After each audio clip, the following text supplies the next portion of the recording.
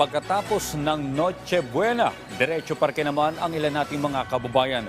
Tulad na lamang ng mga namasyal sa Quezon Memorial Circle, nakitang-kita ang saya kasama ang pamilya. At kaugnay niyan, sa kabila ng mga hamon, maraming Pilipino pa rin ang masaya ngayong Pasko, batay sa isang survey.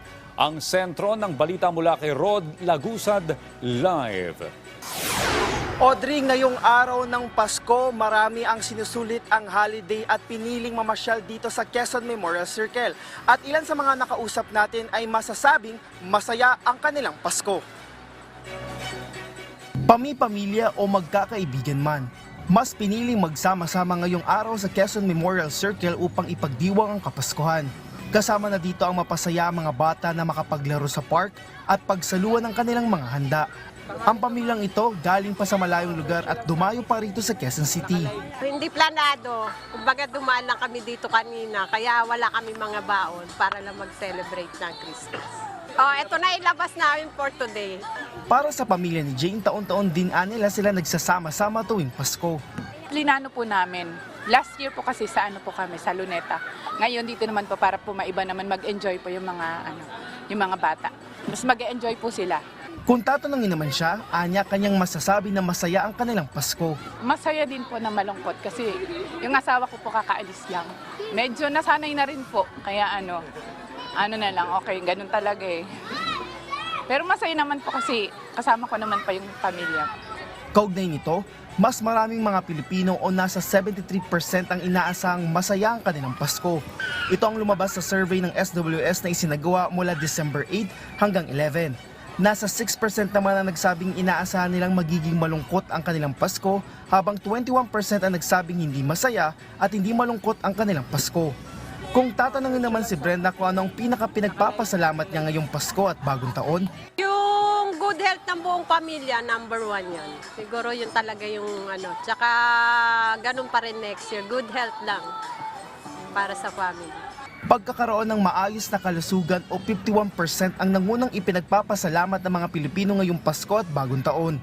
Sunod dito ay ang kanilang pamilya na may 39% at 16% naman para sa kanilang patuloy na buhay. Sa healthy ng buong pamilya at saka yung biyayang na tatanggap sa buong taon at saka kay God.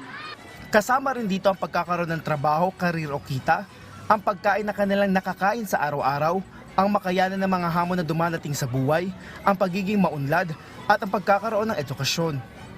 Habang nasa 2% ng mga respondents ang hindi sumagot, nasa 1% naman ang sumagot na may kaugnayan sa kanilang love life o asawa, pagkakaroon ng motorsiklo o sasakyan, ang malagpasan ng pagkakaroon ng sakit o operasyon, ang pagkakaroon ng masayang buhay, bahay at maging financial support. Kasama rin dito ang walang inaalala o problema, pagkakaroon ng mga material na bagay, habang nasa 1% naman ang sumagot ng iba pa. Mas mababa naman sa 1% ang sumagot ng makatulong sa ibang tao.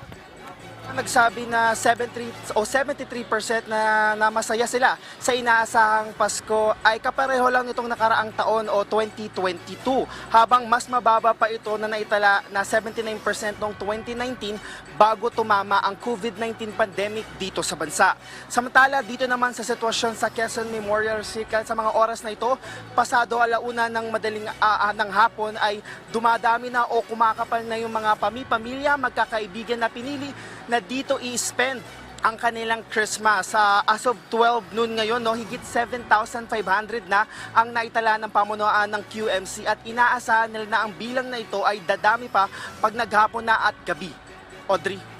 7,500 sa loob ng Quezon City Circle, medyo marami yan. Pero yearly, every time na darating ang araw ng Kapaskuhan, yung ating mga kababayan yan nagtutungo sa mga parke. Pero diyan ba, naobserbahan mo ba, Rod, kung may mga nakaantabay na mga otoridad para bantayan ang mga kababayan natin laban sa mga masasamang loob? Audrey, nung nakausap natin yung pamunuan ng Quezon Memorial Circle para pagdating sa sitwasyon dito, no, meron naman silang augmentation mula sa City Hall, mula dyan sa Department of Public Safety ng Quezon City Hall at maliban na dyan, o kasama na dyan, yung mga private guards na meron dito sa Quezon Memorial Circle at paalala nila para sa mga magdadala ng mga bata o toddlers ay maging vigilant kung nasan yung bata, huwag hayaang maglaro dahil sa mga oras na ito, yung mga playground na matatagpuan dito sa Quezon Memorial Circle ay makapal na ang tao at sinasabihan nila mga tao na dahil magpipiknik, kakain, ay iwasan ng magtapon ng basura at meron namang mga designated na mga basura, biodegradable, recyclable na para mapanatiling maayos ang parke. Audrey? Okay, Rod, uso rin ngayon yung mga pangkaraniwang sakit tuwing taglamig. Ano? Ito yung mga ubo, sipon, nagkakahawaan sa mga virus. Meron bang paalala din ang pamunuan dyan sa Quezon City Circle para maiwasan ng mga kababayan natin yung mga ganitong uri ng karamdaman? Audrey, parang paalala na rin natin sa mga pupunta dito na asahan na nila na madaming mga tao pero napansin natin na maraming sa mga pupunta dito ay naka-face mask na and especially kung ikaw ay merong nataranasang ibo o sipon ay mas magandang naka-face mask ka na at kung masama naman yung pakiramdam mo ay mas mabuti nang ipahinga na lang yan. At paalala na rin talaga dito ng Quezon Memorial Circle ay dadami pa ang tao kaya i-check na asahan na itong 7,500 ay mas lolobo pa sa libo-libong tao hanggang magabi dahil maraming mga atraksyon na maaring bisitahin dito ng mga magpupunta. Audrey? Alright, sa ating mga kababayan na mamamasyal, nako, samahan po ang inyong pag-enjoy ng pag-iingat. Maraming salamat sa iyo, Rod Lagusad.